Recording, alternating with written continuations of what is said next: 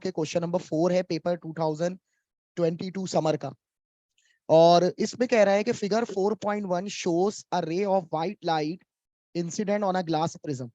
Okay, so as you all studied that when the white light passes through a prism, the phenomena of dispersion takes place in which the white light splits into 7 colors. 7 colour में white light टूट जाती है prism से पास होने के बाद. अच्छा, process कौन सा होता है? जब देखो, याद रखो कि यहाँ पर जो व्हाइट लाइट है ये है एयर और ये है ग्लास प्रिज्म. तो व्हाइट लाइट जब ग्लास प्रिज्म में इंटर हो रही है, the medium of the light changes.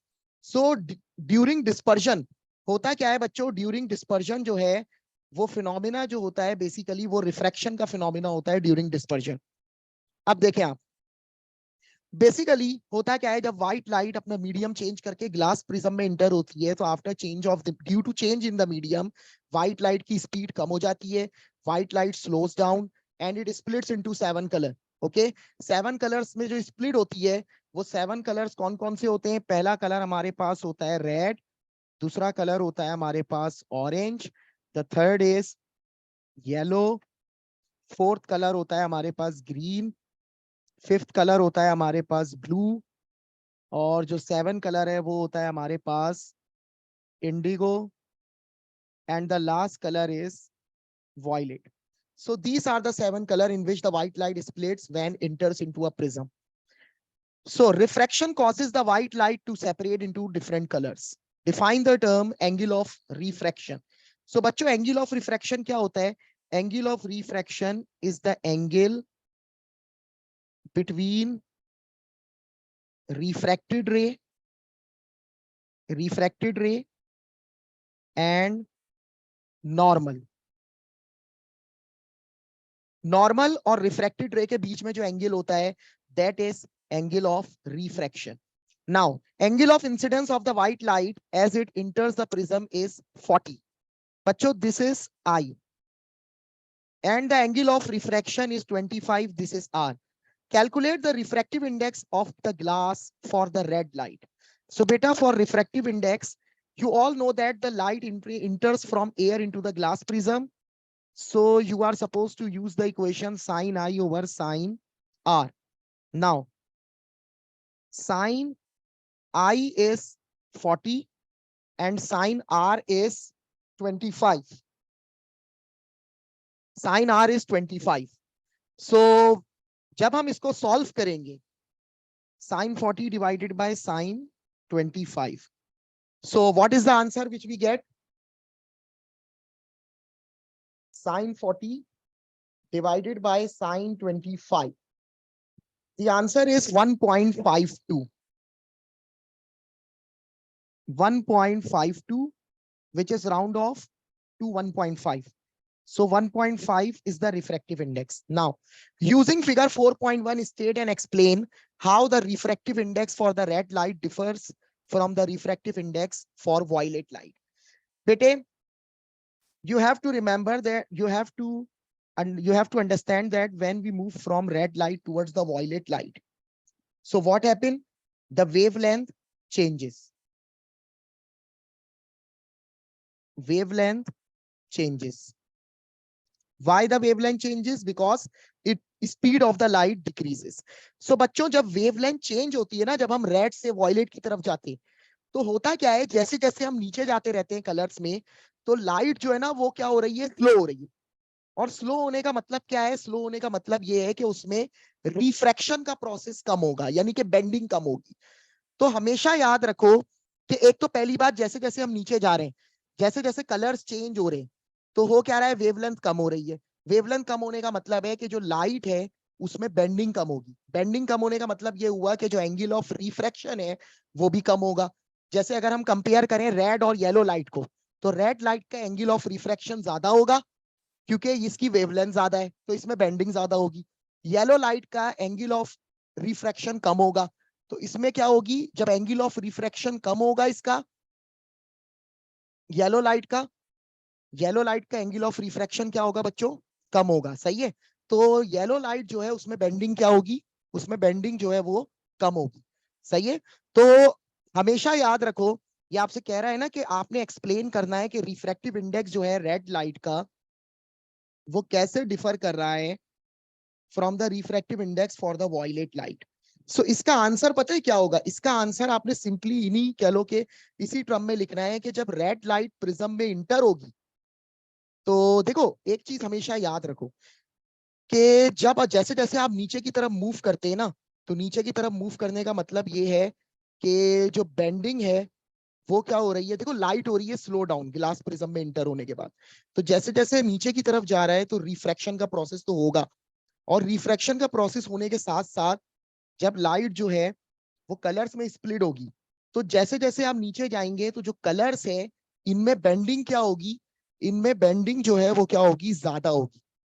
Bending जो है वो क्या होगी, पढ़ना शुरू होगी। यानी यूं समझ लो कि जो रेड लाइट है वो ब्लू लाइट के कंपैरिजन में लेस रिफ्रैक्शन शो करेगी।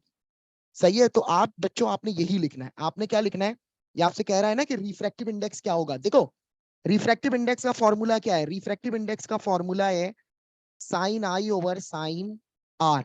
अगर आप तवज्जो दे बच्चों तो आप सब जानते हैं कि एंगल ऑफ रिफ्रैक्शन के साथ रिलेशन क्या है रिफ्रैक्टिव इंडेक्स का, इनवर्स। तो जैसे जैसे आप क्या कर रहे हैं, आप नीचे की तरफ जा रहे हैं, तो हो क्या रहा है देखो, अगर मैं यहाँ पे नॉर्मल ड्रॉ करूं बच्चों, अगर मैं यहाँ पे नॉर्मल ड्रॉ करूं, तो रेड लाइट का जो एंगल ऑफ रिफ्रैक्शन है और जो ब्लू लाइट का एंगल ऑफ रिफ्रैक्शन है वो क्या है, सॉरी वॉयलेट लाइट का जो एंगल ऑफ रिफ्रैक्शन है वो कम है। सही है? As compare to red light. तो यूं समझ लो कि एंगल ऑफ रिफ्रैक्शन जो है रेड लाइट का वो ज्यादा है as compare to angle of refraction of violet light. सही है? वॉयलेट लाइट के कंपैरिजन में एंगल ऑफ रिफ्रैक्शन क्या है, रेड लाइट का ज्यादा है। तो बच्चों जब रेड लाइट का एंगल ऑफ रिफ्रैक्शन ज्यादा होगा, तो आप सब देखें कि जब एंगल ऑफ रिफ्रैक्शन ज्यादा होगा तो रिफ्रैक्टिव इंडेक्स क्या होगा, कम। सही है? और वॉयलेट लाइट का एंगल ऑफ रिफ्रैक्शन क्या है, कम, तो उसका रिफ्रैक्टिव इंडेक्स क्या होगा, वॉयलेट लाइट का ज्यादा होगा। तो याद रखो कि जब रेड लाइट का एंगल ऑफ रिफ्रैक्शन ज्यादा है तो रिफ्रैक्टिव इंडेक्स क्या है, उसका कम।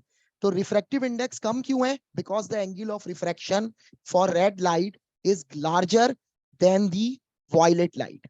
सही है बच्चों? तो आपने यही बात लिखनी है। आपने क्या लिखना है, आपने ये लिखना है कि refractive index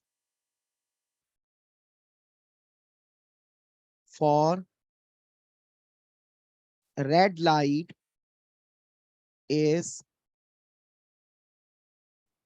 lesser than violet light. Why is it lesser? Because angle of refraction for red light, angle of refraction for red light is larger than violet light. So बच्चों रिलेशन याद रखो। सही है? ये जा रही थी एयर से ग्लास प्रिज्म में, तो मैंने फॉर्मूला यूज करा n is equal to sine I over sine R, और मुझे पता था कि रिफ्रैक्टिव इंडेक्स का sine of angle of refraction के साथ इनवर्स रिलेशन है। तो रेड लाइट का एंगल ऑफ रिफ्रैक्शन ज्यादा है तो इसीलिए उसका रिफ्रैक्टिव इंडेक्स कम होगा, और वॉयलेट लाइट का एंगल ऑफ रिफ्रैक्शन कम है तो उसका रिफ्रैक्टिव इंडेक्स क्या होगा बच्चों, ज्यादा होगा। तो यही रिलेशन सिंपली आपने क्या करना था, लिखना था। अब ये आपसे कह रहा है the source of white light used in figure 4.1 produces other types of electromagnetic radiation as well as visible light। देखो ये तो विजिबल लाइट का रीजन है ना जो शो हो रहा है। इस विजिबल लाइट के अबव और विजिबल लाइट के बिलो भी एक रीजन होता है। अगर हम रेडियो वेव से मूव कर रहे हैं तो क्या होती है, सबसे पहली वेव होती है रेडियो वेव, फिर होती है हमारे पास माइक्रोवेव। सबसे पहला इलेक्ट्रोमैग्नेटिक स्पेक्ट्रम में हमारे पास होता है रेडियो वेव, फिर होता है हमारे पास माइक्रोवेव, फिर होता है हमारे पास इंफ्रारेड, देन होती है हमारे पास विजिबल लाइट, देन होता है हमारे पास ultraviolet, then x rays and gamma rays. तो बच्चों अगर आप तवज्जो दें तो ये हमारे पास है विजिबल लाइट। सही है? ये विजिबल लाइट का रीजन है। तो विजिबल लाइट के रीजन से अबव हमारे पास कौन है, विजिबल लाइट के रीजन से अबव है इंफ्रारेड और विजिबल लाइट के रीजन से बिलो है अल्ट्रावायलेट। सो हमने क्या करना है, हमने सिंपली यही लिखना है कि पी पी क्या है, P point is above red light. Okay, so red light के अबव पी पर होगा इंफ्रारेड, ये हमारे पास होगा पी पर, और क्यू पर हमारे पास होगी अल्ट्रावायलेट। सो हमें यही लिखना है कि पी पर होगी इंफ्रारेड और क्यू पर होगी हमारे पास अल्ट्रावायलेट। अब हम नेक्स्ट क्वेश्चन की तरफ चलते हैं। Figure 6.1 shows part of a toy which contains two ring shaped permanent magnets. A plastic rod passes through the center of both magnets. आप देख सकते हैं बॉटम मैग्नेट है, टॉप मैग्नेट है, और बीच में प्लास्टिक रॉड जो है वो पास कर रही है। The top magnet can move up and down, top magnet can move up and down freely around a plastic rod. सही है, टॉप मैग्नेट जो है वो प्लास्टिक रॉड के अराउंड फ्रीली क्या कर रहा है बच्चों, मूव कर रहा है। अब ये आपसे कह रहा है कि आपने सिंपली क्या करना है, the magnetic poles on the bottom magnets are shown. Magnetic poles जो है बॉटम मैग्नेट पे वो क्या हो रहे हैं बच्चों, शो हो रहे हैं हमें। The magnetic poles on the top magnet floats in the air above the bottom magnet। अगर आप तवज्जो दें तो इसने डायग्राम में क्लियरली, सवाल में भी और डायग्राम में भी दिख रहा है कि जो टॉप मैग्नेट है ये क्या कर रहा है, फ्लोट कर रहा है, floats above bottom magnet. Bottom magnet के अबव क्या कर रहा है बच्चों, ये फ्लोट कर रहा है। अब ये आपसे क्या कह रहा है, आपसे कह रहा है कि on figure 6.1 mark the poles on the top magnet and explain why it floats in the air above the bottom magnet। सो बच्चों अगर हम क्या करें, अगर हम कह लें कि हमें मार्क करना है, सही है, हमें क्या करना है, हमें मार्क करना है बेसिकली पोल्स मार्क करने। तो पोल्स हम किस तरह से मार्क करेंगे, देखो टॉप मैग्नेट क्या कर रहा है, बॉटम मैग्नेट के अबव फ्लोट कर रहा है, तो इसका मतलब लाइक पोल्स होंगे। तो हमने क्या करना है बच्चों, हमने यहाँ पे नॉर्थ पोल लिख दिया, यहाँ पे नॉर्थ पोल और यहाँ पे north pole, because like poles repel each other. So ये कह रहा था ना, मार्क कर दिए पोल्स टॉप मैग्नेट पे, now we have to explain. So हम क्या लिखेंगे, like poles repel each other. Okay, और आप ये भी लिख सकते हैं कि same poles, same poles are present, same poles are present on both magnets, so they repel each other। Okay बच्चों, ये एक दूसरे को क्या करेंगे, रिपेल करेंगे।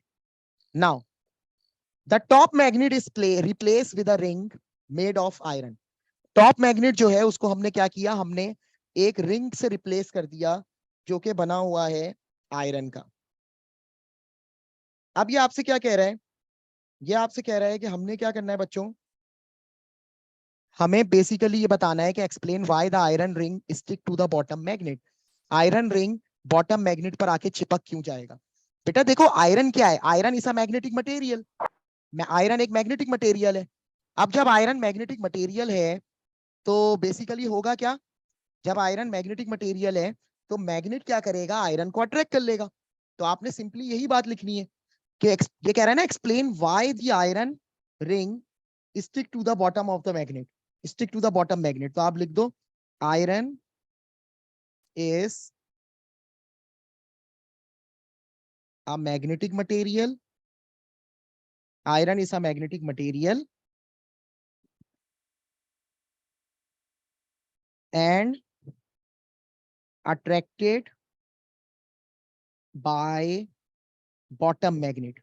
बॉटम मैग्नेट इसको क्या कर लेगा बच्चों, अट्रैक्ट कर लेगा, क्योंकि आयरन जो है ये एक magnetic material, attracted by bottom magnet. Next part में आपसे क्या कह रहा है ये, नेक्स्ट पार्ट में कह रहा है a current carrying a wire carrying a current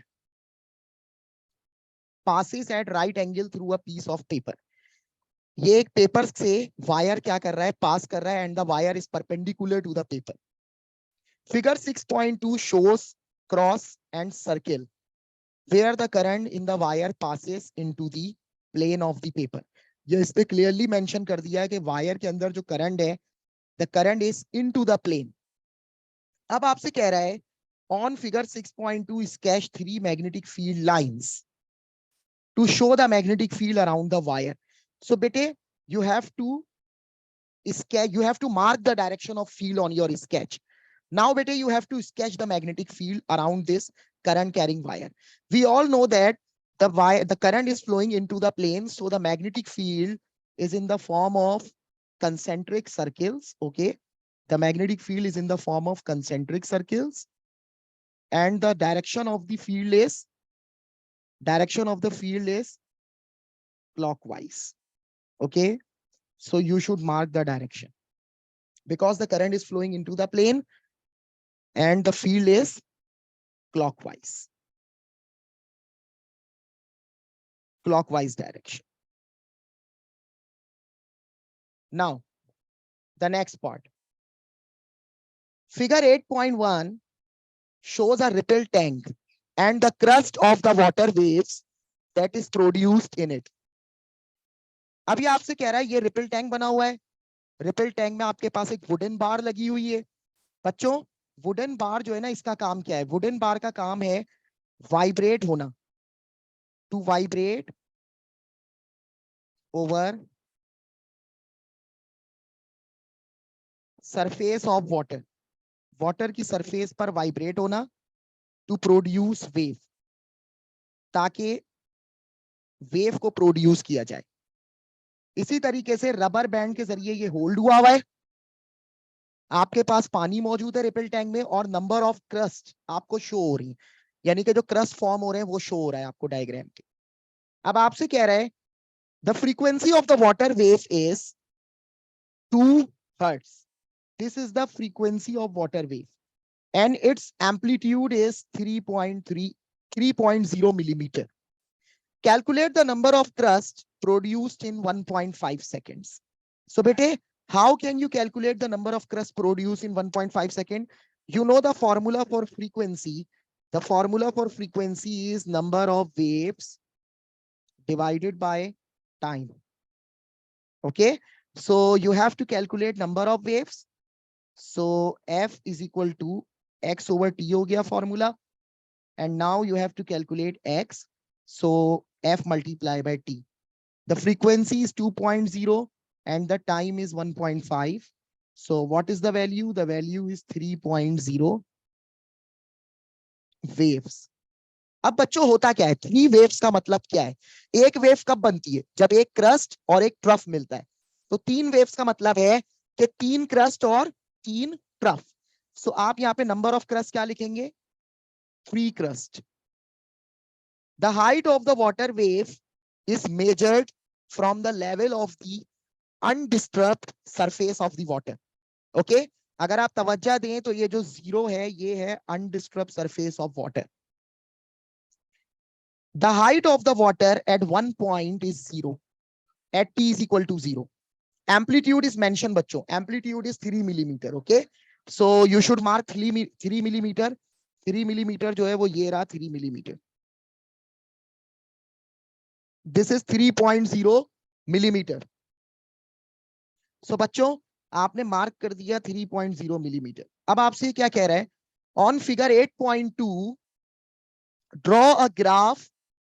On figure 8.2, draw a graph to show how the height of the wave at this point varies with time. You have to show how the height varies with time. So for this बच्चों you have to plot a graph ना.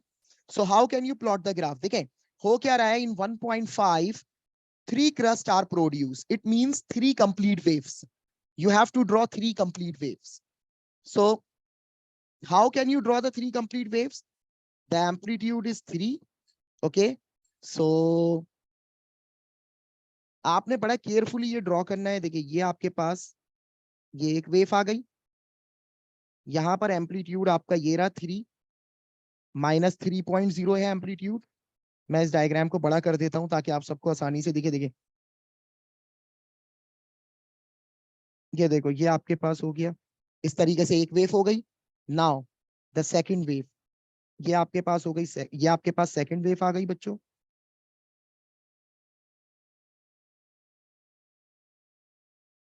ये दो waves हो गई। मैंने आपसे क्या कहा था कि you have to draw 3 waves because the number of crest is 3। 3 crest means 3 complete waves.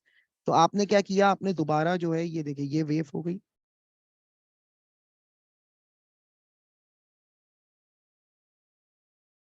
ये आपके पास 3 कंप्लीट वेव्स आ गई बच्चों। सो ये आपने क्या किया, 3 कंप्लीट वेव्स जो है वो क्या कर दी, ड्रॉ कर दी। So this is how you have to draw. अब अगर आप तवज्जो दें आगे, the frequency of the wave is increased. ये इसने सवाल में ही मेंशन कर दिया है कि फ्रीक्वेंसी वेव की इंक्रीज हो गई है। अब आपसे कह रहा है कि describe how the apparatus shown in figure 8.1 is adjusted so that the frequency of the wave is increased. बच्चों, you have to increase the frequency of the wave. You have to increase the frequency of the wave. So how can you increase the frequency? Bete, you have to increase the vibration. You have to increase the frequency of the vibration of wooden bar. देखो wave बन कैसे रही है, wave बन रही है जब ये वुडन बार जो है वाटर की सरफेस पे वाइब्रेट कर रही है। अब आप क्या कर रहे हो, आप चाह रहे हो कि फ्रीक्वेंसी इंक्रीज हो जाए। फ्रीक्वेंसी इंक्रीज होने का मतलब ये है कि 1.5 में अभी 1.5 सेकंड्स में अभी 3 वेव्स प्रोड्यूस हो रही हैं, 3 की जगह पर 4 या 5 वेव्स प्रोड्यूस हो। तो आप क्या करेंगे बच्चों, आप जो है, जो स्पीड है वुडन बार के वाइब्रेट करने की, उसको बढ़ा देंगे। So you should write down move wooden bar up and down faster. सही है बच्चों, आप क्या करेंगे, वुडन बार को अप एंड डाउन वाइब्रेट करेंगे फास्टर। अब आपसे कह रहा है कि state what happened to the speed and wavelength of the light as the frequency increases. So बच्चों, जब फ्रीक्वेंसी इंक्रीज होगी, अब इसने देखिए फ्रीक्वेंसी का रिलेशन बना दिया। देखिए फ्रीक्वेंसी इंक्रीज कर रहे हैं तो वेवलेंथ के साथ क्या होगा। देखो बच्चों, हमेशा याद रखो कि फ्रीक्वेंसी का वेवलेंथ का फ्रीक्वेंसी के साथ रिलेशन है इनवर्स। फ्रीक्वेंसी बढ़ने का मतलब है कि वेवलेंथ कम हो जाएगी। तो आप क्या चीज को कांस्टेंट रख रहे हैं, आप स्पीड को कांस्टेंट रख रहे हैं। देखो, कोई एक चीज कांस्टेंट रहती है, 3 क्वांटिटीज है, स्पीड, वेवलेंथ और फ्रीक्वेंसी। आप अगर स्पीड को कांस्टेंट रख रहे हैं तो आपने वेवलेंथ और फ्रीक्वेंसी के बीच में रिलेशन बना दिया। तो आपने क्या लिखा कि स्पीड रिमेन्स सेम या अनचेंज्ड, और आपने वेवलेंथ पे क्या लिखा, वेवलेंथ डिक्रीजेस। सही है, क्योंकि आप क्या कर रहे हैं, फ्रीक्वेंसी को इंक्रीज कर रहे हैं बच्चों। अभी आपसे कह रहे हैं the apparatus shown in figure 8.1 can be used to demonstrate refraction. State the additional apparatus needed to demonstrate refraction. बेटा देखो, अगर तुम रिफ्रैक्शन को डिमॉन्स्ट्रेट करोगे तो तुम्हें क्या करना पड़ेगा, तुम्हें इस रिपल टैंक में डीप वाटर और शैलो वाटर बनाना पड़ेगा। तो आपने डीप वाटर और शैलो वाटर में डिफरेंशिएट करने के लिए यू नीड सम बाउंड्री। तुम्हें बाउंड्री प्लेस करनी पड़ेगी इस रिपल टैंक में, जिससे तुम्हें ये तो पता लगे कि कहां डीप वाटर है, कहां पे शैलो वाटर है। तो एडिशनल एपरेटस क्या है बच्चों, एडिशनल एपरेटस क्या है कि boundary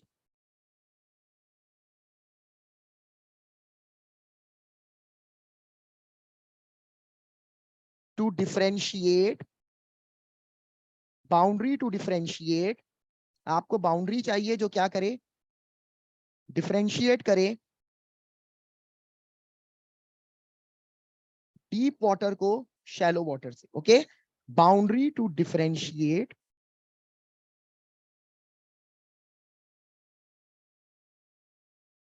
deep water from shallow water. आप लोग अगर चाहें तो आप लोग यहाँ पे सिर्फ बाउंड्री भी लिख सकते हैं, you will get full marks. आगे आपसे कह रहा है on figure 8.3 to show the refraction of the water wave label a boundary where the refraction occurs. आपसे कह रहा है बाउंड्री लेबल करो जहां पे रिफ्रैक्शन अकर हो रहा है। तो बच्चों सबसे पहले आपने क्या किया, आपने ये बाउंड्री प्लेस कर दी। Okay, by the help of a scale you have to draw a straight line. ये बाउंड्री ड्रॉ हो गई, आपने इसको लेबल कर दिया कि ये है आपकी बाउंड्री। उसके बाद अब आप क्या करेंगे, 3 मार्क्स हैं, तो आपने पहले क्या किया, आपने यहाँ पे मेंशन कर दिया ये रहा डीप वाटर, और आपने कह दिया कि this is shallow water, labelling कर दी। अब देखिए ये रही आपकी वेवलेंथ डीप वाटर के अंदर। देखिए ये वेवलेंथ है डीप वाटर में, ये वेव आ रही है ट्रेवल करके।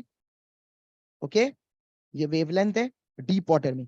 अब जब ये वेव इंटर होगी शैलो वाटर में, तो शैलो वाटर में इंटर होने के बाद इसकी स्पीड क्या हो जाएगी, कम हो जाएगी, and the lines come closer to each other. Okay, lines जो है इनको क्या होना है, एक दूसरे के करीब आ जाए।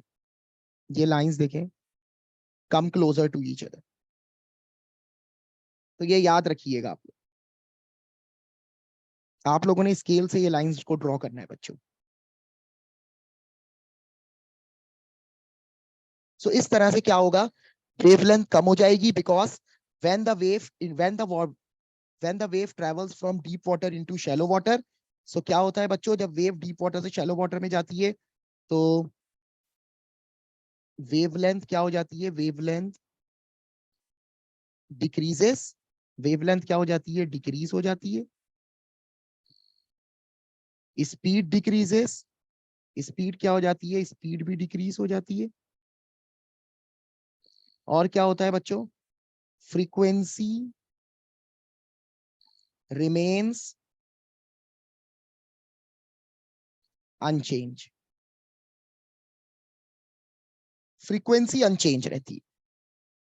अब आपसे कह रहा है कि figure 8.4 shows a connection to the internet made from a remote station remote station A using a satellite above the earth. Okay, remote station क्या कर रहा है, remote station A satellite use कर रहा है, पहले सिग्नल सैटेलाइट को transmit कर रहा है in the form of microwave. यहां पर मेंशन भी है कि data is send between A and B using microwave which travels to and from the satellite. It is shown by the arrow on the screen. Okay, station B जो है वो भी satellite optical fibre, यानी कह लो कि optical fibre को use करते हुए इंटरनेट से डायरेक्टली क्या हुआ हुआ है, कनेक्ट हुआ हुआ है सैटेलाइट के साथ। और ये इंटरनेट कनेक्ट हुआ हुआ है ऑप्टिकल फाइबर के जरिए सैटेलाइट बी के साथ, सॉरी स्टेशन बी के साथ। आप ये देख सकते हैं, ये रहा स्टेशन है, दिस इज सैटेलाइट। आगे आपसे क्या कह रहा है, आगे आपसे कह रहा है बच्चों कि the speed of the microwave is 3.0 exponential 8. Station A and B are 560 kilometre from the satellite. इसका मतलब ये है कि इसका डिस्टेंस 560 किलोमीटर है, इसका डिस्टेंस भी 560 किलोमीटर है। अब आपसे क्या कह रहा है, आपसे कह रहा है calculate the time taken for data to travel from A to B using microwave. A से बी तक जाना है, टाइम बताओ। तो आप अगर तवज्जा दें तो स्पीड बराबर होगा डिस्टेंस ओवर टाइम के। सो बच्चों टाइम बराबर हो गया speed distance over speed.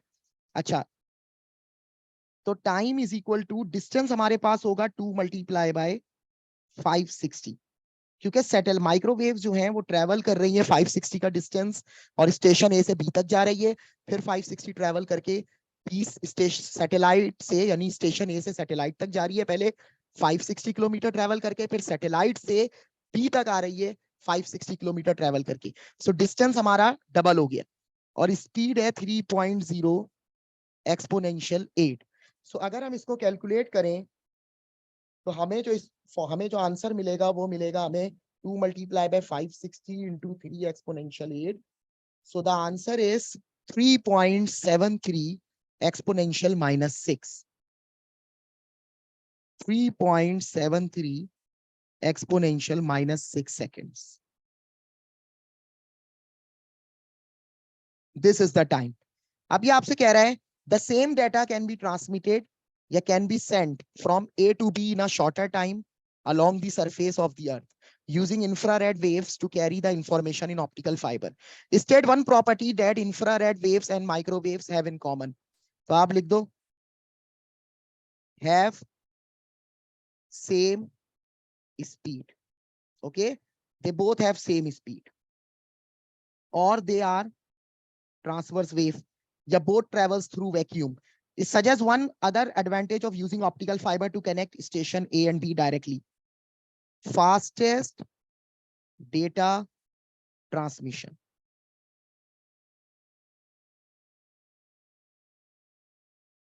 Fastest data transmission. तो यहाँ पे जो है हमारे 3 सवाल जो है वो क्या हो गए बच्चों, कवर हो गए. नाउ बच्चों we have to discuss question number 4. ये भी जो है ये कह लो कि 2022 का ही पेपर है, उसमें ये क्वेश्चन नंबर 4 के तौर पर आया. A sound wave travelling in air और water contains compression and rarefactions. Compressions और रेयरफैक्शंस मौजूद होता है. And you all know that कि compression is a high pressure region जिसमें पार्टिकल्स करीब होते हैं. Rarefaction is a low pressure region जिसमें पार्टिकल्स क्या होते हैं, दूर होते हैं एक दूसरे से. अब ये आपसे कह रहा है कि भाई आपने क्या करना है, you have to describe an experiment to show that a medium is required to transmit sound waves. You may draw a label diagram if you wish. So बच्चों जहां पर भी डायग्राम बनाने के लिए आए ना, भले लिखा हो if you may wish, but you have to draw the diagram. आप सब ने क्या करना है, आप सब ने क्या करना है, आपने ड्रॉ करनी है डायग्राम इस तरीके से कि हम लेंगे एक बेल जार, एक बेल जार लेंगे हम, और ये रहा एक बेल जार. इस बेल जार में बॉटम में हमने लगा दिया वैक्यूम पंप. ये रहा वैक्यूम पंप. ओके, ये बेल जार के बॉटम में हमारे पास लगा हुआ है वैक्यूम पंप. ये रहा वैक्यूम पंप.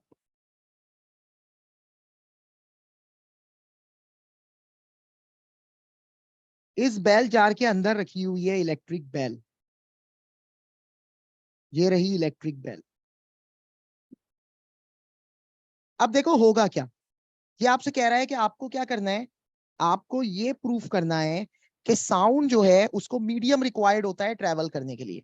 सो बच्चों हमेशा याद रखो कि आपने क्या करना है, आपने ऑपरेटर्स जो लेने हैं वो कौन से लेने हैं, बेल जार, इलेक्ट्रिक बेल होगी बेल जार के अंदर, and the bell jar is filled with air, और वैक्यूम पंप लगा होगा. वैक्यूम पंप का काम होगा एयर को बाहर निकालना. अब होगा क्या, जैसे ही हम स्विच ऑन करेंगे इलेक्ट्रिक बेल को, when we switch on the electric bell, so what happened, the electric bell starts to ring and we hear a sound because we are standing outside the bell jar. Now what we have to do, we have to start the vacuum pump, and the vacuum pump slowly draw out the air present inside the bell jar. Now the quantity of the air inside the bell jar decreases. So ultimately you observe that the sound which you are actually listening while standing outside the bell jar, you observe that the sound start to decrease. और होगा क्या, जब सारी की सारी air बाहर निकल जाएगी वैक्यूम पंप से, तो ultimately you observe or you see that the electric bell is ringing but you will not hear any sound. So आपने यही बातें सारी क्या लिखनी करनी है, पॉइंट्स या 3-4 पॉइंट्स को पैराग्राफ बनाकर आपने लिखना है कि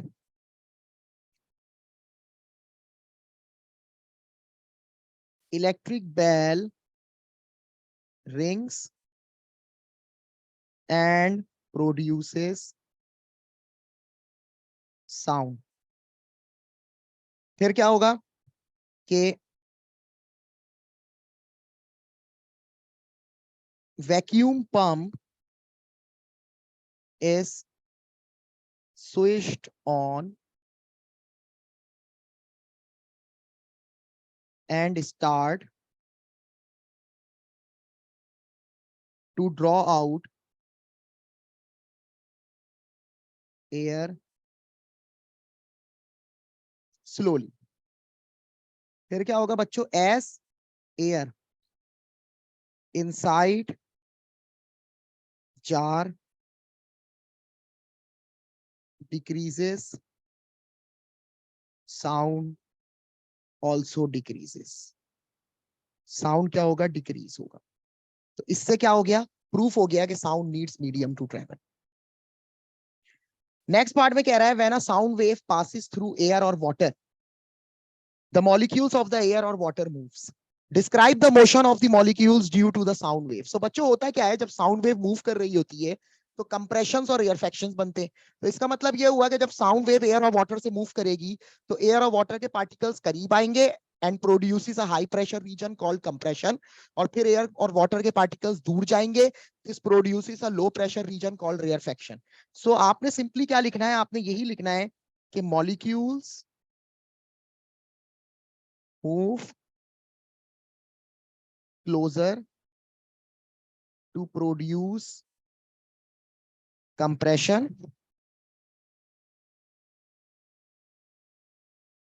then move away from each other to produce rarefaction. So ये आपने इस तरीके से आंसर देना है। आगे कह रहा है describe what is mean bye rarefaction. So rarefaction क्या होता है, a low pressure region, a low pressure region in which air particles are away from each other, a low pressure region in which air particles are away from each other। सही है बच्चों। तो हमेशा याद रखो कि रेयरफेक्शन क्या है, एक लो प्रेशर रीजन जिसमें पार्टिकल दूर होते हैं। और अगर आपसे पूछ लेता examiner what is mean by compressions, so you have to write down a high pressure region in which air particles are closer to each other. Figure 4.1 shows a dolphin. The range of the audible sound frequency for the dolphin is 75 to 140,000 hertz. In speed, in water, the speed of the sound is 1500. Calculate the smallest wavelength of the water that the dolphin can hear. Bachcho, you have to calculate the wavelength. So use the equation V is equal to F lambda. Make the wavelength subject V over F. Now, there is an inverse relation between wavelength and frequency. Examiner asks you to calculate smallest wavelength. It means you have to take the frequency, larger or value, or you have to take the highest frequency or a larger value for frequency. So hum kya karenge? We have to use this value for frequency, 1,140,000 hertz. So speed is 1500 and the frequency is 140,000. So what is an answer? The answer is 0.0107. 0.0107. You can round it off to 0.011 meters. 0.011 meter. Now, in the next part, the primary coil of a transformer is connected to the main supply. The voltage of AC main supply is 240 volt. Figure 6.1 is the diagram of the arrangement. Bete, in transformer, there is an iron core, okay, and there is an iron core, and around on the two sides of the iron core, two coils are wounded. One is primary and the other is secondary. So, what is the main purpose of primary coil? Primary coil वो coil होती है जिसमें क्या होता है, current flow करता है, इन विच currents flow. होता क्या है बच्चों, जब करंट फ्लो करता है, so due to the flow of current in the primary coil में मैग्नेटिक फील्ड प्रोड्यूस होती है जो आयरन कोर के जरिए सेकेंडरी कॉइल के साथ इस तरीके से लिंक में होती है। तो आयरन कोर का अगर कोई पर्पस पूछे मेन क्या होता है ट्रांसफॉर्मर में, तो आयरन कोर का मेन पर्पस ट्रांसफॉर्मर में होता है to link the magnetic field produced with the secondary coil. इसका काम क्या होता है, to link magnetic field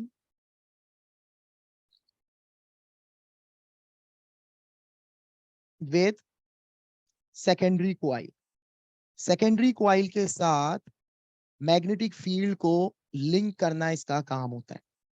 और अगर कोई पूछे सेकेंडरी कॉइल हम क्यों यूज करते हैं, so secondary coil is used Secondary coil is a coil in which EMF or current is induced.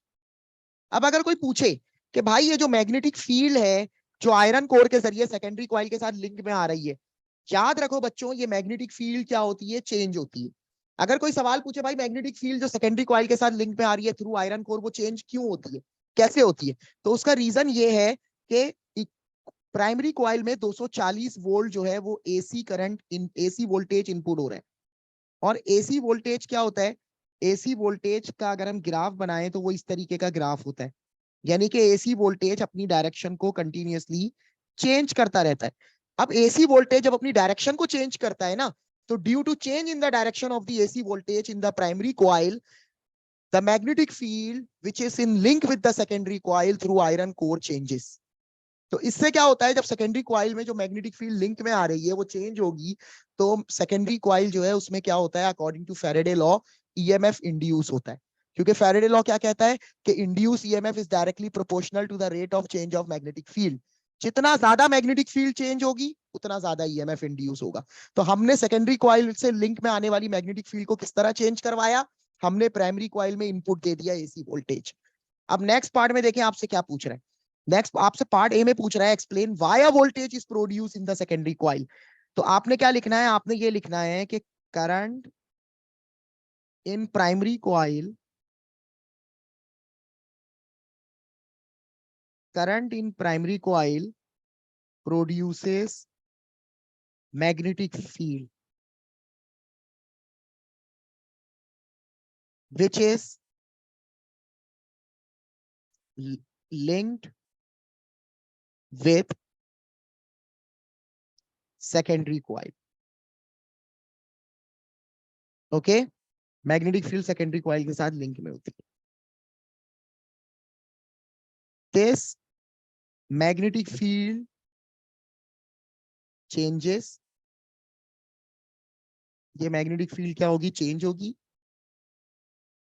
causes an EMF या वोल्टेज टू बी प्रोड्यूस्ड, ये याद रखना। नेक्स्ट आपसे क्या कह रहा है, there are 5600 turns of coil on the primary coil of the transformer, यानी कि 5600 कॉइल के टर्न्स हैं प्राइमरी कॉइल पर ट्रांसफॉर्मर के, और 350 है सेकेंडरी कॉइल पे। यानी कि आपको एनपी दे दिया 5600, एनएस दे दिया 350। आपसे कह रहा है कैलकुलेट द आउटपुट वोल्टेज। बच्चों देखो, नंबर ऑफ टर्न्स का वोल्टेज के साथ डायरेक्ट रिलेशन होता है, तो एनपी ओवर एनएस बराबर होगा वीपी ओवर वीएस। क्योंकि नंबर ऑफ टर्न्स अगर ज्यादा होते हैं तो सेकेंडरी कॉइल में अगर नंबर ऑफ टर्न्स ज्यादा है तो जो वोल्टेज इंड्यूस होगा या ईएमएफ इंड्यूस होगा वो भी ज्यादा होगा।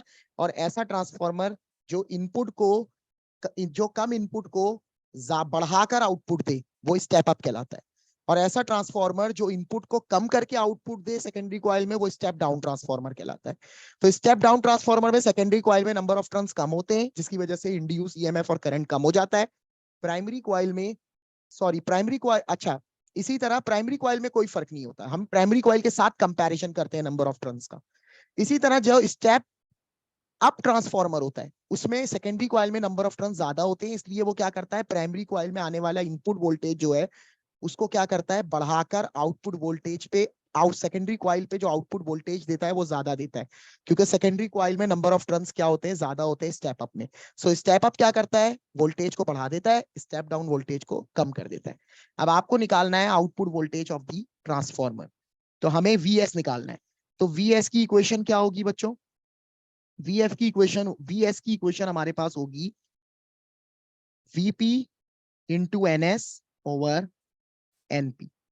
अब हम क्या करेंगे बच्चों, वीपी हमारे पास कितना है 240 वोल्ट, ये ऊपर मेंशन है। एनएस है हमारे पास 350 और हमारे पास एनपी है 5600। तो अगर हम इसको सॉल्व करें तो हमारे पास जो है 240 350 से मल्टीप्लाई होकर आंसर आएगा 84,000 divided by 5,600. So the answer is 15 volt. So आप लोग खुद देख सकते हैं कि सेकेंडरी कॉइल में जो नंबर ऑफ टर्न्स हैं वो कम है as compare to primary coil, इसीलिए जो आउटपुट वोल्टेज है वो भी क्या है, कम है. So this transformer is a step down transformer. आपसे कह रहा है the output of the transformer is connected to a 90 watt filament lamp. This is the power of filament lamp which operates at normal brightness. Calculate the current in the lamp. So बच्चों current P is equal to VI equation लगेगी because we have the voltage which is 15 volt. So I निकालना है. So power divided by voltage. The power is 90 and the voltage is 15.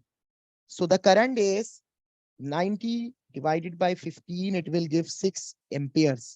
6.0 amperes. Now, next question. X-rays are transverse wave that are a part of spectrum of a wave.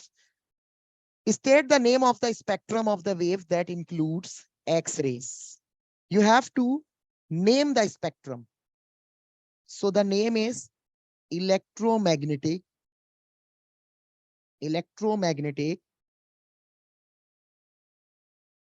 spectrum.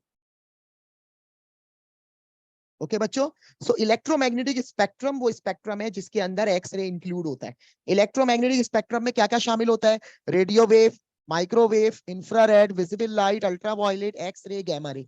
और जैसे जैसे हम radio wave से gamma rays की तरफ जाते हैं wavelength decrease होती है, फ्रीक्वेंसी इंक्रीज होती है और फ्रीक्वेंसी इंक्रीज होने के साथ साथ एनर्जी भी इंक्रीज होती है. इसीलिए गैमा रेज ज्यादा डैमेज कॉज करती है as compare to radio wave. Ultraviolet, X ray और गैमा रे, ये तीनों के साथ अगर एक्सपोजर होगा ह्यूमन बीइंग का, so that exposure is can be fatal for human being. Explain what is mean by frequency. So frequency is the number of waves produce per second. Number of waves produce या passing a point in 1 second. State the name of the wave in this spectrum that have the greatest frequency. As I told you, the greatest frequency gamma rays की होती है क्योंकि gamma rays electromagnetic spectrum में सबसे आखिरी end पर मौजूद होती है. X-rays are used in hospitals to produce image of broken bones. Explain how this is done. You may draw a diagram. Okay. So होता क्या है बच्चों कि एक्स-रेज जो है, जैसे ये रही x-ray machine. Okay, this is an x-ray machine. ये है हमारे पास screen. Okay, this is a screen and this screen is photographic. Okay, there is a chemical placed on this screen. और हमने क्या किया, यहां पर हमारे पास जो है वो बोन जो है ब्रोकन बोन प्लेस है. Okay, this is a broken bone जो हमारे पास क्या हुई हुई है, प्लेस हुई. अब होता क्या है बच्चों, एक्स-रे जो है वो निकलती है और ब्रोकन बोन से क्या करती है, पास करती है. सही है. देखो, एक्स-रे जो है वो पास करती है. अब होता क्या है बच्चों, एक्स-रे जब पास करती है तो एक्स-रे जो है वो हमारे कह लो कि फ्लैश से पास कर जाती है. ओके, लेकिन जो बोन्स है वो क्या करती है, उसको स्टॉप कर देती है. अब जब बोन्स स्टॉप करती हैं तो इससे क्या होता है कि बोन्स का शेडो कास्ट हो जाता है स्क्रीन पे. सो यू शुड राइट डाउन के X-rays passes through flesh but stopped by bones and cast shadow on photographic screen. Photographic screen पर शेडो कास्ट हो जाता है।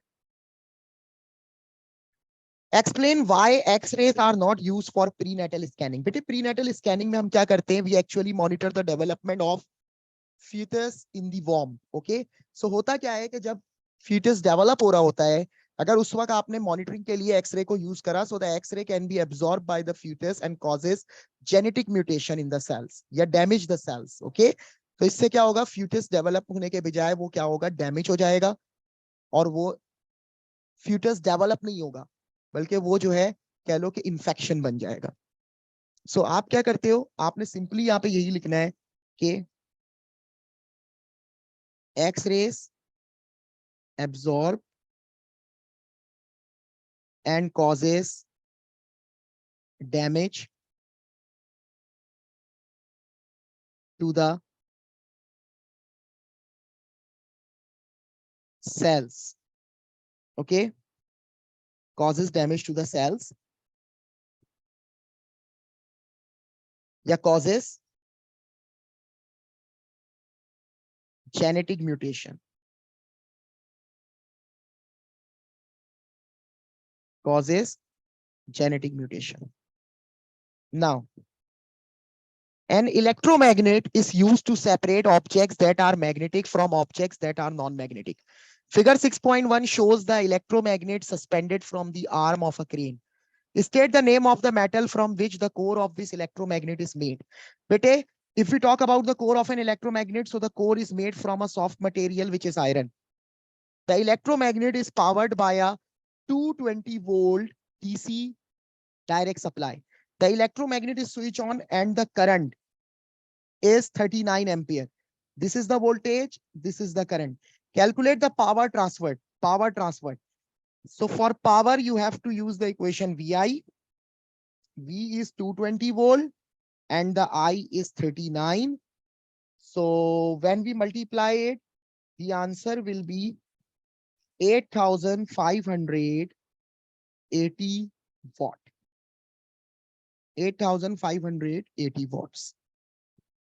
Now in the next question, in the next part, the DC supply is a set of batteries. The batteries power the magnet for 4.5 hours before they need to be replaced. Calculate the charge driven around the complete circuit in this time.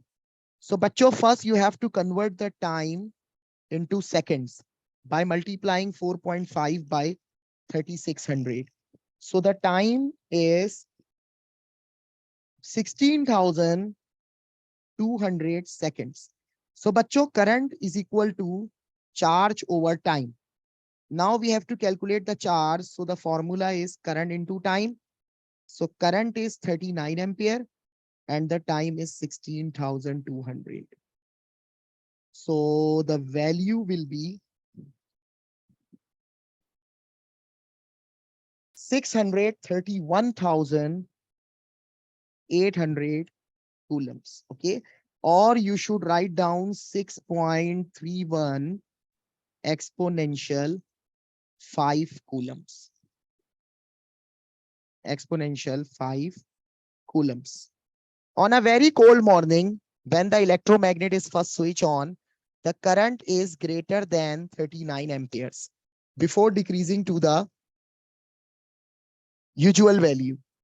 ये आपसे कह रहा है भाई कि जब cold morning में यानी कि एक दिन ठंडी कह लो कि सुबह थी, उस वक्त जब इलेक्ट्रोमैग्नेट को स्विच ऑन किया गया, तो इलेक्ट्रोमैग्नेट जो है उसमें जो करंट था वो 39 से ज्यादा था, और फिर करंट डिक्रीज होकर यूजुअल वैल्यू पर आ गया.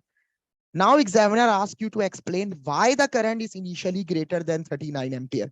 So बच्चों होता क्या है कि करंट इनिशियली 39 एम्पियर से ग्रेटर क्यों था? क्योंकि रेजिस्टेंस क्या थी उस वक्त, लो थी. देखो ना, करंट रेजिस्टेंस के डायरेक्टली इनवर्सली प्रोपोर्शनल होता है. करंट रेजिस्टेंस के, resistance is inversely proportional to the current, और करंट जो है वो 39 से ग्रेटर क्यों है? Because resistance is lower. So you should write down resistance is lower. Now, a parallel beam of light traveling in air is incident on a glass lens. The beam is perpendicular to the lens as shown in figure 8.1. The dashed line P indicates the position of the lens. The center of the lens is a dot C. The lens is a diverging lens. Indicate the shape of the lens by drawing the outline of the lens around the dash line. So bete, the lens is a diverging lens. So this is how you can draw a diverging lens. आपने क्या करना है, आपने बिल्कुल इसके mid में सही से ड्रॉ करना है. ओके, देखो, this is a diverging lens. सही है, you should draw a diverging lens like this. आगे आपसे कह रहा है draw the path taken by each ray after it passes through the lens. So बच्चों, जब लाइट लेंस से पास करेगी, so the light will be diverges in different direction. जो लाइट सेंटर से पास करेगी वो स्ट्रेट रहेगी. The other light diverges in different directions. आगे आपसे कह रहा है कि diverging lens is used to correct short sighted. Short sight को करेक्ट करने में यूज होता है डाइवर्जिंग लेंस. अच्छा, शॉर्ट साइट क्या है बच्चों? शॉर्ट साइट का मतलब कि दूर की नजर जो है वो खराब है. लॉन्ग साइट का मतलब होता है करीब की नजर खराब होना. लॉन्ग साइड यानी करीब की नजर जब खराब होती है तो उसको करेक्ट करने के लिए कन्वर्जिंग लेंस यूज करते हैं. शॉर्ट साइड यानी कि दूर की नजर जब खराब होती है तो उसको सही करने के लिए डाइवर्जिंग लेंस जो है वो यूज किया जाता है. अब आपसे कह रहा है state how the on figure 8.2 continue the three rays in the eye until they reach the back of the eye. आपसे कह रहा है आपने क्या करना है, इसको कंटिन्यू करना है और उस वक्त तक कंटिन्यू करना है जब तक ये आई रेज जो है वो बैक ऑफ एन आई पर मीट नहीं कर रही. सही है. अब देखो ये जो है ना, ये है शॉर्ट साइड का प्रॉब्लम. तो शॉर्ट साइड में क्या होता है बच्चों? शॉर्ट साइड में जो रे ड्रॉ होती है वो यानी कि जो रेस आ रही है डिस्टेंट ऑब्जेक्ट से वो मीट करती है बिफोर रेटिना. लॉन्ग साइड में क्या होता है? रेस मीट करती है आफ्टर रेटिना. तो यहाँ पे क्या होगा? यहाँ पे जो रेस मीट करेंगी वो मीट करेंगी बिफोर रेटिना. तो आप क्या करेंगे बच्चों? आपने रेस ड्रॉ करनी है इस तरीके से. ये देखो, ये रेस जो है वो ऐसे ड्रॉ होगी. तो देखो ये बिफोर रेटिना मीट हो गई. और रेटिना पे मीट, ये बैक ऑफ एन आई का मतलब है रेटिना. लाइट रेस रेटिना पे मीट नहीं हो रही है, इसीलिए इमेज क्या है? Blur.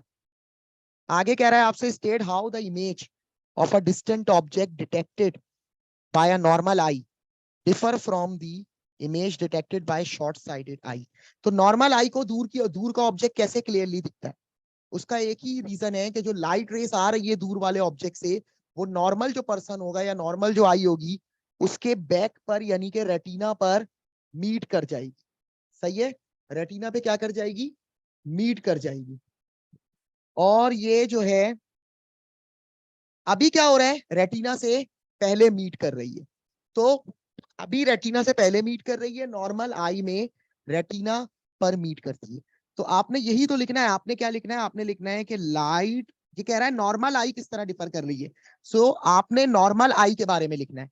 Light rays meet at retina. आगे कह रहा है आपसे explain how a diverging lens corrects the sight of a short sighted eye viewing a distant object. तो डाइवर्जिंग लेंस कैसे करता है? डाइवर्जिंग लेंस लाइट रेस को मीट करवाता है एट द रेटिना. ओके, तो helps to meet light rays at retina या back of the eye. Okay, retina या बैक ऑफ आई. आई के बैक पर मीट करवाता है यानी रेटिना पे मीट करवाता है. सही है बच्चों. तो नॉर्मल कह लो कि जब वो नॉर्मल यानी कि नॉर्मली तो हम डाइवर्जिंग लेंस यूज नहीं करते, लेकिन जो लॉन्ग साइडेड लोग होते हैं, सॉरी जो शॉर्ट साइडेड लोग होते हैं, लॉन्ग साइडेड लोग कन्वर्जिंग यूज करते हैं. शॉर्ट साइडेड का भी हम डिस्कस कर रहे हैं. तो शॉर्ट साइडेड जो होते हैं वो डाइवर्जिंग लेंस यूज करते हैं. तो डाइवर्जिंग लेंस क्या करता है? डाइवर्जिंग लेंस लाइट रेस को जो है वो रेटिना पे क्या करता है? मीट करवाता है. सही है, लाइट रेस को रेटिना पे मीट करवाता है. और कैसे मीट करवाता है? डाइवर्ज करवा के, बाय डाइवर्जेस लाइट रेस. सही है, लाइट रेस को डाइवर्ज करवा के रेटिना पे मीट करवा देता है। अब आपसे कह रहा है the focal length of the diverging lens is 4 centimetre. Diverging lens की फोकल लेंथ 4 सेंटीमीटर है। The height of an object is 3.5 centimeter and is placed 6 centimeter from the center of the lens. Figure 8.3 is a full scale diagram drawn on a grid on which the dashed line L represents the lens and the arrow O, the object. 5 boxes equal to 1 centimeter. By drawing on figure 8.3, find the position of the image I of object O. Draw the image I and label it I. अब देखो ये lens diverging lens है बच्चों। The focal length is 4 centimetre. तो आपने क्या करना है, first you have to mark the focal length. So 5 small boxes is equal to 1 centimetre. This is 1, this is 2, this is 3, this is 4। सो ये आ गया फोकस हमारे पास। इन द सेम वे हमें फोकस ड्रॉ करना है ऑन द लेफ्ट। ये this is the focus. Okay, हमने फोकस के पॉइंट सबसे पहले क्या करने हैं, मार्क करना है। अब ये है डाइवर्जिंग लेंस। तो डाइवर्जिंग लेंस में सबसे पहले क्या होता है, दो रेस हम ड्रॉ करते हैं। पहली जो रे होती है बच्चों, वो क्या करती है, ऑब्जेक्ट के टॉप से निकल के, यानी कि ऑप्टिकल सेंटर ये रहा लेंस का, पहली रे ऑब्जेक्ट के टॉप से निकल के ऑप्टिकल सेंटर से स्ट्रेट पास करती है विदाउट बेंडिंग। अब जो दूसरी रे होती है बच्चों, दूसरी रे जो होती है वो ऑब्जेक्ट के टॉप से निकलती है एंड द रे इज पैरेलल, लेकिन डाइवर्जिंग लेंस से पास होने के बाद वो डाइवर्ज होती है। अब जब वो डाइवर्ज होती है तो उसने डाइवर्ज वो डिफरेंट डायरेक्शंस में हो सकती है, ऐसे भी हो सकती है, ऐसे भी हो सकती है, ऐसे भी हो सकती है। So what is the correct divergence? इसके लिए हम क्या करते हैं, आप सब जानते हैं कि डाइवर्ज होने के बाद लाइट रेस को जब हम बैकवर्ड एक्सटेंड करते हैं तो वो फोकस पे मीट करती है। तो आपने क्या करना है, आपने फोकस के पॉइंट को और इस पॉइंट को और फोकस के पॉइंट को एक लाइन में रखना है, और एक लाइन में रखने के बाद आपने क्या करना है, आपने रेस को ड्रॉ करना है। ये देखो, ये बैकवर्ड डॉटेड होगी रे, और जब ये बाहर निकलेगी तो इट विल बी स्ट्रेट। सही है, ये आपके पास रे ड्रॉ हो गई, बैकवर्ड है डॉटेड। अब जहां पर ये दोनों रेस एक दूसरे को कट कर रही है, ये वो पॉइंट है बच्चों जहां पे हमारा इमेज जो है वो क्या हो रहा है, प्रोड्यूस हो रहा है। ये रहा हमारा image, this is the image. सही है, इसको आपने आई लेबल कर दिया। अब ये आपसे कह रहा है explain whether the image produce is real और वर्चुअल। बेटा diverging lens always produces virtual image. अब ये भी ये क्या रहा है, एक्सप्लेन। तो एक्सप्लेन कैसे करोगे, ये है तो वर्चुअल इमेज। कैसे पता लगा ये वर्चुअल इमेज है, because image is form on the same side of an object. So virtual image because it forms on same side of an object. So बच्चों ये इस तरीके से होगा। On the grid in figure 8.3, write an E in a position from which an eye can see the image. Okay, ये कह रहा है कि आपने क्या करना है, आपने वो पोजीशन बतानी है, यानी कि आई की पोजीशन मार्क करनी है जो इमेज को क्या कर रही है, देख सकती है। तो बच्चों देखो, इमेज कहाँ बन रहा है, इमेज बन रहा है ये जो डैश लाइन है जहाँ पे लेंस है, ये जो डैश लाइन है ये लेंस को शो कर रही है, लाइन एल। तो इस लाइन एल के लेफ्ट साइड पर क्या बन रहा है, इमेज। तो जो आई की पोजीशन होगी वो राइट साइड पर होगी। समझ आई बात, क्योंकि हमेशा आई अपोजिट साइड से देखेगी ना। तो आई की जो पोजीशन है वो क्या होनी चाहिए, राइट साइड पे होनी चाहिए। तो आप क्या करें, आप कहीं पर भी पॉइंट ई जो है वो आप मार्क कर दें। आपने क्या किया, आपने कहीं पर भी पॉइंट ई लगा के इसको आपने ई मार्क कर दिया। अब आगे आपसे कह रहा है नेक्स्ट पार्ट में डिटरमिन द लीनियर मैग्निफिकेशन। देखो बच्चों, लीनियर मैग्निफिकेशन होता है height of image divided by height of object. सही है, लीनियर मैग्निफिकेशन के दो फॉर्मूले होते हैं। एक फॉर्मूला होता है height of image divided by height of object. और इसका दूसरा फॉर्मूला क्या होता है? Image distance from lens. Okay, image distance from lens divided by object distance from lens. Okay, आप दोनों तरीके यूज कर सकते हैं. अब हम बात करते हैं कि हाइट को कैसे यूज करके कैसे इमेज जो है वो फाइंड आउट, मतलब मैग्निफिकेशन फाइंड करेंगे. या हम डिस्टेंस को भी लेके कर सकते हैं. अगर हम डिस्टेंस को लेके करें तो ऑब्जेक्ट का डिस्टेंस तो मेजर है कि 6 सेंटीमीटर पे प्लेस है. इमेज का डिस्टेंस क्या होगा? This is 1, this is 2, so it is 2.4. ये हमारे पास तकरीबन 2.4 है. सही है.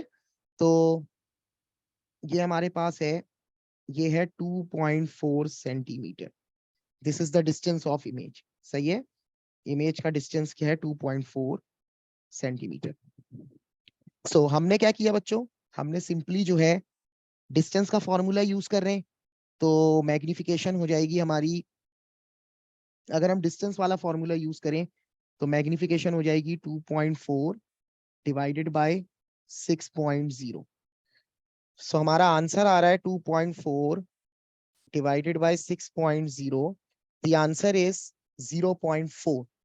मैग्निफिकेशन हो गई हमारी 0.4. 0.4 इज द आंसर. तो मैग्निफिकेशन जो है ना, इसका कोई यूनिट नहीं होता. क्यों नहीं होता है यूनिट? क्योंकि ये सिंपल क्या है, ये सिंपल बेसिकली रेशो है दो सेम क्वांटिटीज के बीच में. अच्छा, हाइट को यूज करके कैसे निकालेंगे? देखो, ऑब्जेक्ट की हाइट गिवन है 3.5 centimetre. This is the height of object. तो ऑब्जेक्ट की हाइट आ गई 3.5.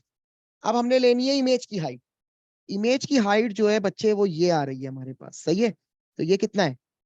1 2 3 4 5 बॉक्सेस 1, 1.2, 1.4.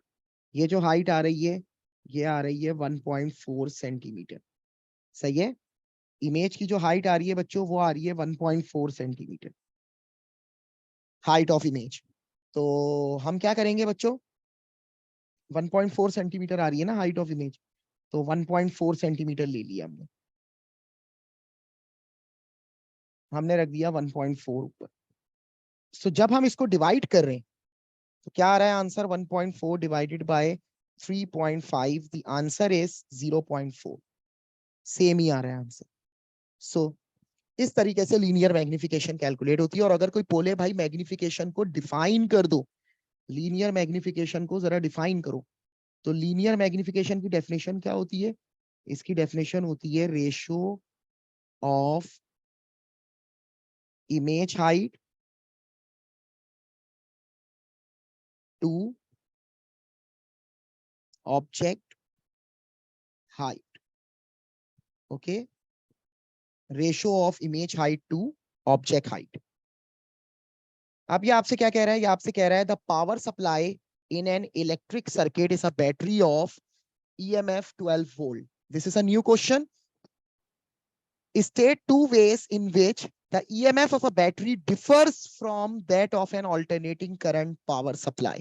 ये आपसे कह रहा है कि बैटरी का जो EMF है वो अल्टरनेटिंग पावर सप्लाई के EMF से कैसे डिफर करता है. तो बच्चों, अल्टरनेटिंग पावर सप्लाई का जो EMF है वो 2 डायरेक्शनल होता है, पॉजिटिव नेगेटिव, जबकि बैटरी जो है वो डायरेक्ट वोल्टेज देती है जो कि सिर्फ और सिर्फ क्या होता है, या तो पॉजिटिव होगा. सही है, जो कि सिर्फ और सिर्फ पॉजिटिव होता है.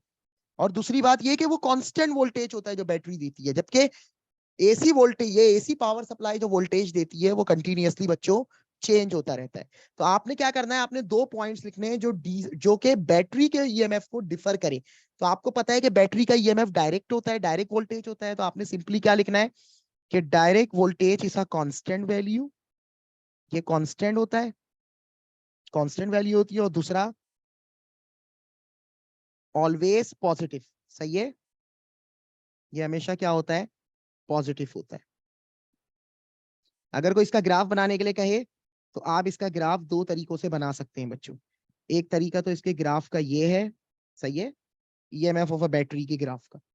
सही है, ईएमएफ ऑफ अ बैटरी के ग्राफ का एक तरीका ये है, और दूसरा तरीका इसका क्या है, दूसरा तरीका इसका ग्राफ जो है वो आप ऐसे फ्लैट ग्राफ बना सकते हैं। सही है, इस तरीके से फ्लैट ग्राफ बना सकते हैं।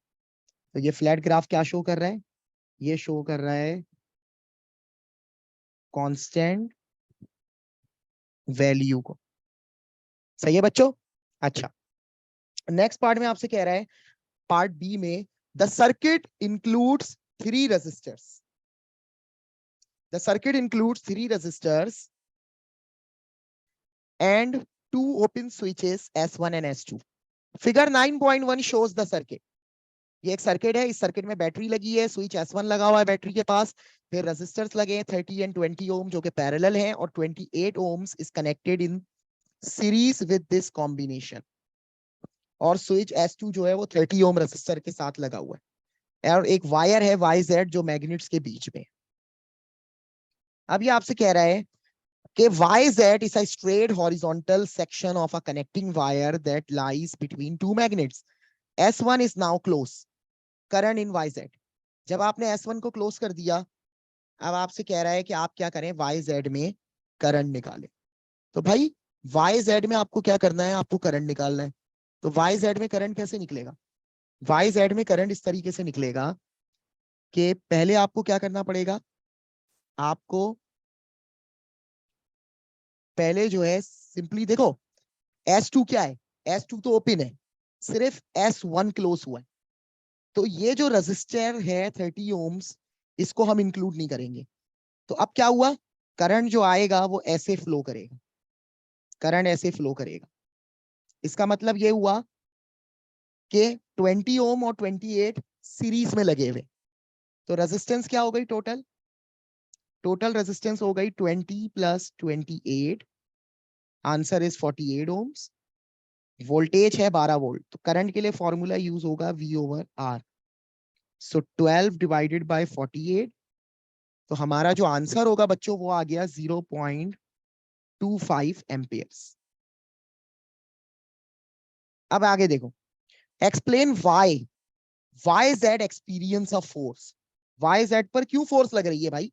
तो देखो हमेशा याद रखो कि करंट जो है वो फ्लो कर रहा है वाई जेड में इस तरीके से, और ये रही नॉर्थ से साउथ मैग्नेटिक फील्ड। तो अगर आप तवज्जो दो तो मैग्नेटिक फील्ड और करंट, ये रहा करंट, ये रही मैग्नेटिक फील्ड। मैग्नेटिक फील्ड और करंट के बीच में 90 डिग्री का एंगल है, इसका मतलब both are perpendicular to each other. तो जब दोनों के बीच में 90 डिग्री का एंगल है और दोनों एक दूसरे पे परपेंडिकुलर हैं, तो इसीलिए क्या हो रहा है कि जो वायर वाई जेड है वो फोर्स एक्सपीरियंस कर रहा है। Okay, so you should write down current in Y Z is perpendicular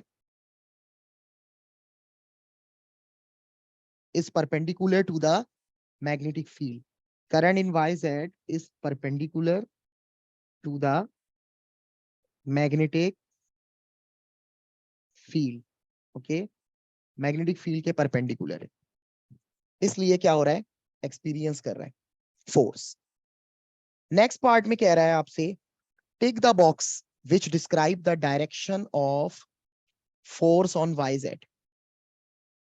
अब देखो बेटा, करंट जो है वो अपवर्ड फ्लो कर रहा है, यानी कि current is into the plane, और हमारी जो कह लो कि मैग्नेटिक फील्ड है वो है हमारी बेसिकली राइट साइड की तरफ।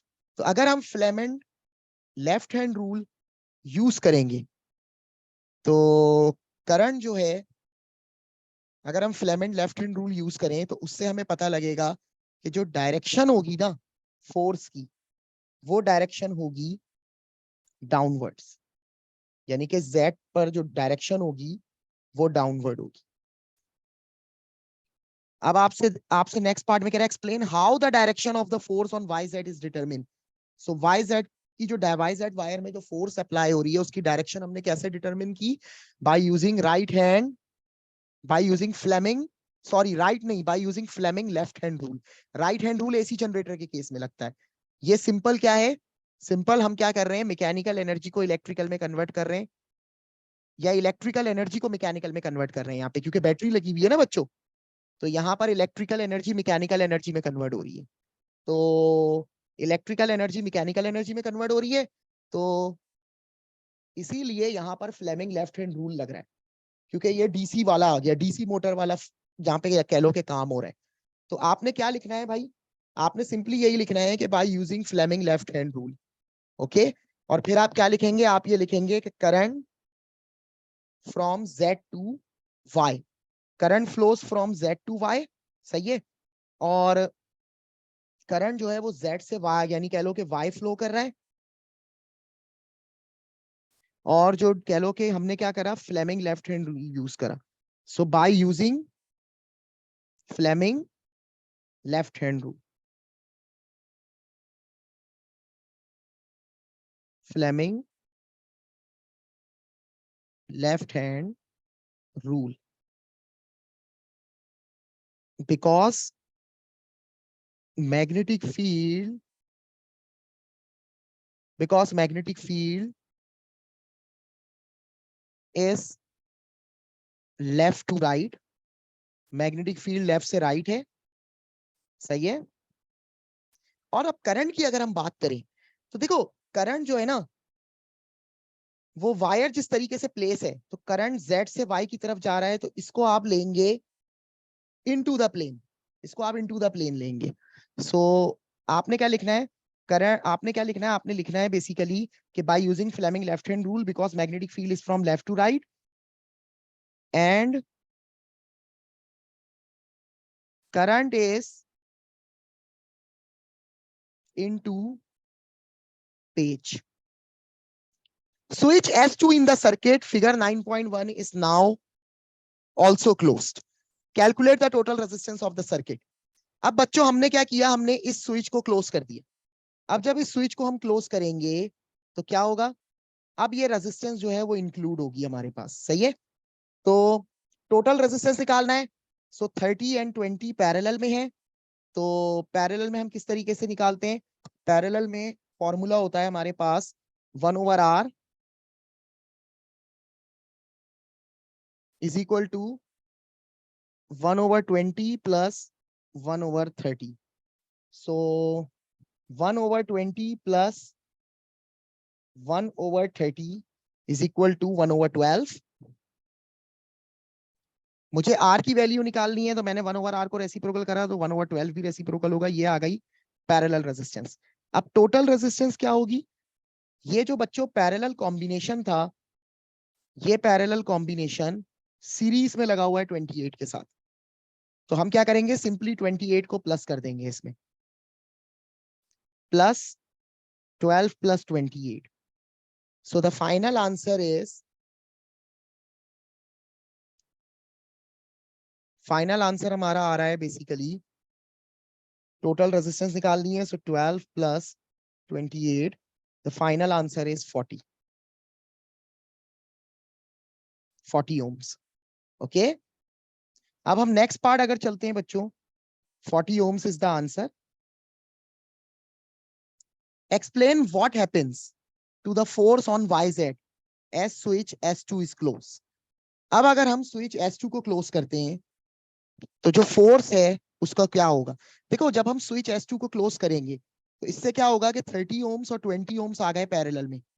अब जब पैरेलल में आ गए 30 और 20 ओम, तो पैरेलल में रेजिस्टेंस क्या होती है, डिक्रीज होती है। अब जब रेजिस्टेंस डिक्रीज हुई तो इससे क्या होगा, जो करंट होगा वो इंक्रीज होगा। अब जब करंट इंक्रीज होगा तो वाई जेड में या जेड यानी कि वायर वाई जेड या जेड वाई में जो फोर्स है वो भी क्या हो जाएगी, इंक्रीज हो जाएगी। तो आपने क्या करना है, आपने सिंपली यही लिखना है कि फोर्स के साथ क्या होगा। तो आप लिखें कि force increases because resistance decreases, resistance decrease हो गई, which increases करंट, जिससे क्या हो गया, करंट हमारा इंक्रीज हो गया बच्चों। तो आपने सिंपली इस तरीके से रिलेट करना होता है ड्यूरिंग एग्जाम चीजों को। नेक्स्ट पार्ट अगर हम इसका देखें तो कह रहा है explain what happened to the force on Y Z as switch S two is close. ये मैंने आपसे डिस्कस कर दिया। What happened to the force on Y Z as switch S two is close.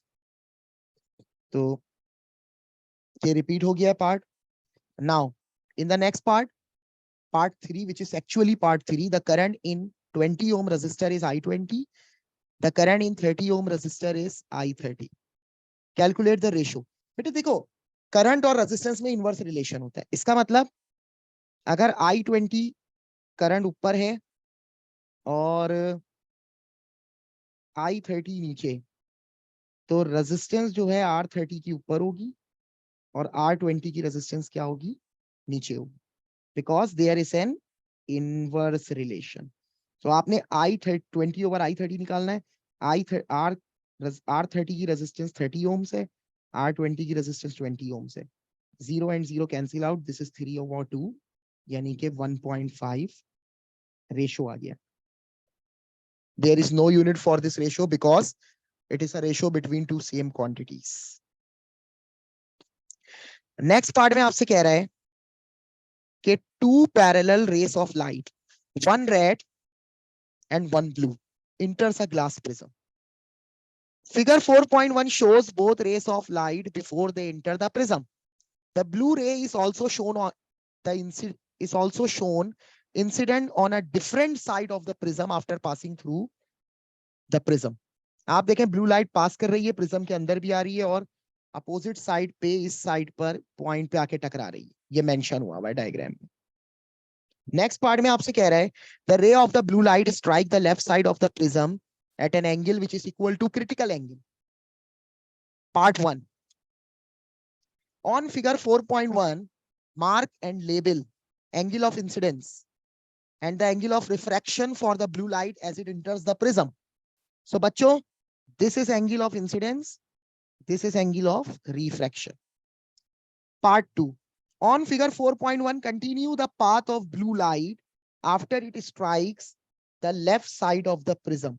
So बच्चों, जब ये blue light prism के left side पे स्ट्राइक कर रही है, the angle is critical angle. So this is angle of incidence and this angle of incidence is critical angle. So the angle of refraction will be 90 degree. Angle of refraction क्या होगा हमारा, 90 degree होगा. So it will bend on the boundary of air or prism. Next, part 3.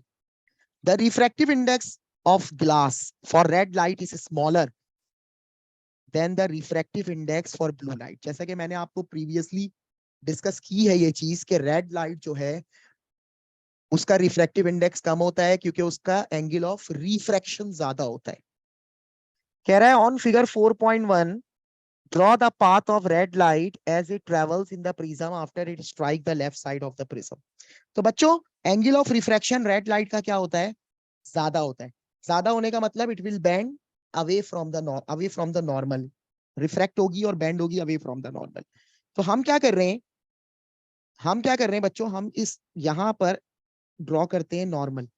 देखो अगर ये normal है और मुझे क्या करना है, मुझे रेड लाइट को ड्रॉ करना है, तो मैं क्या करूंगा, मैं इस तरीके से रेड लाइट को ड्रॉ करूंगा। ये देखो, अगर आप तवज्जो दें तो ये जो एंगल ऑफ रिफ्रैक्शन है रेड लाइट का, ये ब्लू लाइट से क्या है बच्चों, ब्लू लाइट से क्या है, ये जो ब्लू लाइट है मेरे पास इससे ज्यादा है। सही है, यानी कि angle of refraction for red light is greater than angle of refraction for blue light। सही है, तो angle of refraction blue light का क्या है, ज्यादा है, तो इसीलिए ब्लू लाइट का रिफ्रैक्टिव इंडेक्स भी, angle of refraction blue light का कम है इसलिए उसका रिफ्रैक्टिव इंडेक्स ज्यादा है। रेड लाइट का एंगल ऑफ रिफ्रैक्शन ज्यादा है इसलिए इसका रिफ्रैक्टिव इंडेक्स कम है। नेक्स्ट पार्ट में कह रहा है state what is mean by the term critical angle. So बेटा क्रिटिकल एंगल क्या होता है, an angle of incidence at which angle of refraction becomes 90 degree. आपसे कह रहा है the refractive index for the glass for blue light is 1.5. Calculate the critical angle. So बच्चों, you have to use the equation 1 over sin c. So sin c is equal to 1 over n. So c is equal to sin inverse 1 over n. So sin inverse 1 over 1.5. So when we calculate sin inverse 1 over 1.5, so the answer is 41.8. 41.8 degree. You should write down 42 degree. This is the angle of, this is the critical angle. Next आपसे कह रहा है कि figure 5.1 shows a simple DC motor used in a toy car. अब कह रहा है आपसे कि terminal A and B are connected to a battery and the motor rotates. On figure 5.1, label inside the boxes to identify parts of the motor indicated. बेटे part A is the carbon brush. Part B is split ring. Split ring या commutator. Next part में आपसे कह रहा है ये कि state what happens to the rotation of the coil when the number of turns on the coil is increased. So बच्चों, जब हम number of turns coil के बढ़ा देंगे तो होगा क्या कि जो रोटेशन, यानी कि रोटेशन को क्या होगा, देखो जब नंबर ऑफ टर्न्स बढ़ेंगे ना कॉइल के, तो अल्टीमेटली हमारी जो रोटेशन है वो भी क्या होगी, ज्यादा हो जाएगी, क्योंकि डीसी मोटर है ना, नंबर ऑफ टर्न्स इंक्रीज होने का मतलब है ज्यादा करंट फ्लो कर रहा है। जब करंट ज्यादा स्ट्रॉन्ग फ्लो करेगा तो जो फोर्स कह लो कि प्रोड्यूस होगी वो स्ट्रॉन्ग होगी, जब फोर्स प्रोड्यूस जो हो रही है वो स्ट्रॉन्ग होगी तो ज्यादा तेजी से कॉइल घूमेगी। सही है, तो आपने क्या करना है, द नंबर ऑफ टर्न्स जब हम इंक्रीज करेंगे, so what happen to the rotation of the coil becomes faster या increases. Okay, rotation of the coil increases. Next part में आपसे कह रहा है the magnetic field between the poles of the magnet is reverse. So बच्चों, जब हम magnetic field की डायरेक्शन को चेंज कर देंगे तो जो फोर्स है उसकी डायरेक्शन भी चेंज हो जाएगी। तो अगर कॉइल, अब देखो कॉइल जिस डायरेक्शन में भी रोटेट कर रही होगी पहले, अब उसके बैकवर्ड डायरेक्शन में रोटेट करेगी। So you should write down goes backward, coil will goes backward. Next part में कह रहा है the power supply to the motor is switch on and off at a steady rate. Steady rate से हम power supply को switch on और switch off कर रहे हैं। Figure 5.2 shows how the speed of the toy car varies with time as a result of the power supply being switched on and off. आप देखें ये स्पीड किस तरीके से वेरी हो रही है। Describe the motion of the toy car. So बच्चों, टॉय कार का मोशन किस तरह से है कि पहले वो स्पीड अप हो रही है फिर स्लो डाउन हो रही है। समझ आई बात, यानी कि स्पीड अप होके कांस्टेंट स्पीड अचीव कर रही है टॉय कार और फिर स्लो डाउन हो रही है। तो ये साइकिल कंटिन्यूअसली क्या हो रहा है, रिपीट हो रहा है। तो आपने यही लिखना है, आपने लिखना है कि पहले टॉय कार क्या होगी, speed up and achieves constant speed, then achieve constant speed, then slow down. Okay, and this cycle continues. Okay, ये साइकिल क्या होगी, कंटिन्यू रहेगी बच्चों। this cycle continues. Next part में आपसे कह रहा है the voltage supply to the motor is switch on for a longer period of time and off for a longer period of time at a steady rate. Describe what happened to the motion of the toy car. तो बच्चों toy car का motion क्या होगा कि toy car जो है उसकी maximum speed होगी, सही है, मैक्सिमम स्पीड होगी ज्यादा टाइम के लिए, जब तक स्विच ऑन रहेगी मोटर, जब तक वोल्टेज जो मोटर को हम सप्लाई कर रहे हैं वो स्विच ऑन रहेगा, उस वक्त तक टॉय कार जो है उसकी स्पीड क्या होगी, मैक्सिमम होगी, सही है। और जब जो है स्विच ऑफ हो जाएगा तो क्या होगा बच्चों, जब स्विच ऑफ हो जाएगा तो जो स्पीड है वो क्या हो जाएगी, ड्रॉप हो जाएगी, यानी कि लो हो जाएगी, या कार जो है वो रेस्ट में आ जाएगी। तो आपने सिंपली यही बात लिखनी है, आपने डिस्क्राइब करना है मोशन को, तो आप लिखेंगे maximum speed, maximum constant speed for a longer time then speed drops and car comes to rest. Next part में आपसे कह रहा है बच्चों, ये यहाँ पे हमारा क्या हुआ बच्चों, ये जो वर्कशीट है हमारी ये कंप्लीट हो गई। सो यहाँ जो कह लो कि इस रिकॉर्डिंग में मैंने बेसिकली जो है ना जो डिस्कस किया आप लोगों से, वो मैंने डिस्कस की है ये वर्कशीट, जिसमें अक्टूबर नवंबर मई जून 2022 के क्वेश्चंस थे, और वो क्वेश्चंस जो है वो light, sound wave, magnetism, electromagnetism और इलेक्ट्रोमैग्नेटिक इंडक्शन के टॉपिक से लिए गए थे। So students, thank you for watching this video.